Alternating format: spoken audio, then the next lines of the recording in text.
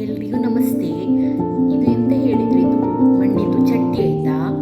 ಚಟ್ನಿ ಅಂತ ಹೇಳಿದರೆ ಹಬ್ಬದ್ದು ಕಾವಲಿ ಅಂತ ಹೇಳ್ಬೋದು. ಹಬ್ಬ ಓಡ್ ರೊಟ್ಟಿದ್ದು ಕಾವಲಿ ಆಯಿತಾ. ಇದನ್ನು ನಾನು ಫಸ್ಟ್ ಯೂಸ್ ಮಾಡ್ತಾ ಇದ್ದೇನೆ. ಫಸ್ಟ್ ಯೂಸ್ ಮಾಡಲಿಕ್ಕೆ ಅಂತ ಹೇಳಿ ನಾನು ಅದನ್ನು ಇದು ಮಾಡಿದೆ ಆಯಿತಾ, ರೆಡಿ ಮಾಡಿದೆ ಆಯಿತಾ. ಎಲ್ಲ ಕಡ್ದಿಟ್ಟು ಆಮೇಲೆ ಇದು ಮಾಡುವ ಹಬ್ಬ ಮಾಡುವ ಅಂತ ಓಡ್ ರೊಟ್ಟಿ ಮಾಡುವ ಹೇಳಿ ರೆಡಿ ಮಾಡಿದಾಗ ನನ್ನ ಅತ್ತೆ ಮಾವ ಇದನ್ನು ನೋಡಿದರು. ಅವರು ಹೇಳಿದರು ಅದನ್ನು ಹಾಗೆ ಯೂಸ್ ಮಾಡಲಿಕ್ಕಿಲ್ಲ, ಹಾಗೆ ಯೂಸ್ ಮಾಡಿದರೆ ತುಂಬ ಬಾಳಿಕೆ ಬರುವುದಿಲ್ಲ. ಹಾಗಾಗಿ ಅದನ್ನು ಒಂದು ದಿವಸ ನೀರು ಹಾಕಿ ಕುದಿಸಬೇಕು. ಒಂದು ದಿವಸ ನೀರು ಹಾಕಿ ಕುದಿಸಬೇಕು. ಒಂದು ದಿವಸ ಅಲ್ಲ, ನೀರು ಹಾಕಿ ಕುದಿಸಬೇಕು. ಕುದಿಸಿ ಆದಮೇಲೆ ಅಂದರೆ ಒಂದು 24 hours ಅದನ್ನು ತಿಳಿ ಹಾಕಿ, ಗಂಜಿದು ತಿಳಿ ಉಂಟಲ್ಲ ಅದನ್ನು ಅದರಲ್ಲಿ ಹಾಕಿ ಇಡಬೇಕು.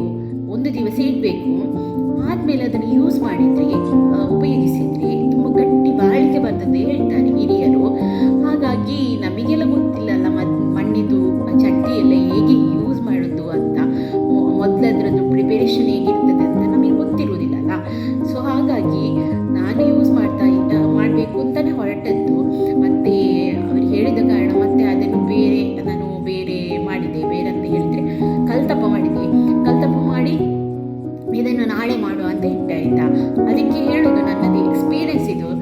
ಒಂದು ಹಿರಿಯರು ನಮ್ಮ ಮನೆಯಲ್ಲಿ ಇದ್ದರೆ ಎಷ್ಟು ಒಳ್ಳೆಯದಾಗ್ತದೆ ಅಲ್ವಾ. ಹಿರಿಯ ಜೀವ ಬೇಕು. ಯಾಕೆ ಹೇಳಿದರೆ ಒಂದೊಂದು ವಿಷಯ ನಮಗೆ ಗೊತ್ತಿರುವುದಿಲ್ಲ, ಹಾಗಾಗಿ ಅವರು ಹೇಳಿಕೊಡ್ತಾರಲ್ಲ ಅದೊಂದು ಚಂದ. ಆಗ ನಮಗೆ ಎನಿಸ್ತದೆ ಅವರಿಲ್ಲದಿದ್ದರೆ ನಾವು ಅದನ್ನೇ ಹಾಗೆ ಮಾಡ್ತೇವೆ. ಮಾಡಿದಾಗ ಮತ್ತೆ ಅದು ಪಟ್ಟ ಅಂತ ಬೇಗ ಒಡೆದು ಹೋಗ್ತದೆ. ಆಗ ಮತ್ತೆ ಅದು ಬಾಳಿಕೆ ಬರಲಿಲ್ಲ, ಅದು ಸರಿ ಇಲ್ಲ ಅಂತ ನಾವು ಹೇಳ್ತೇವೆ.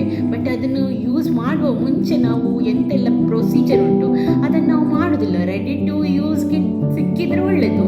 ಅದು ಕೂಡ ಸಿಗ್ತದೆ ಅಂದರೆ ಅವರು ಮುಂಚೆವೇ ಅದು ರೆಡಿ ಮಾಡಿ ಅಂಥದ್ದೆಲ್ಲ ಮಾಡಿ, ಅಂದರೆ ಅದಕ್ಕೆ ಎಂತೆಲ್ಲ ಆಗಬೇಕು ಅದನ್ನೆಲ್ಲ ಇದು ಮಾಡಿಕೊಂಡು ನಮಗೆ ಕೊಡ್ತಾರೆ. ಅದಕ್ಕೆ ಸ್ವಲ್ಪ ಓಕೆ ಅದು ಇರ್ತದೆ.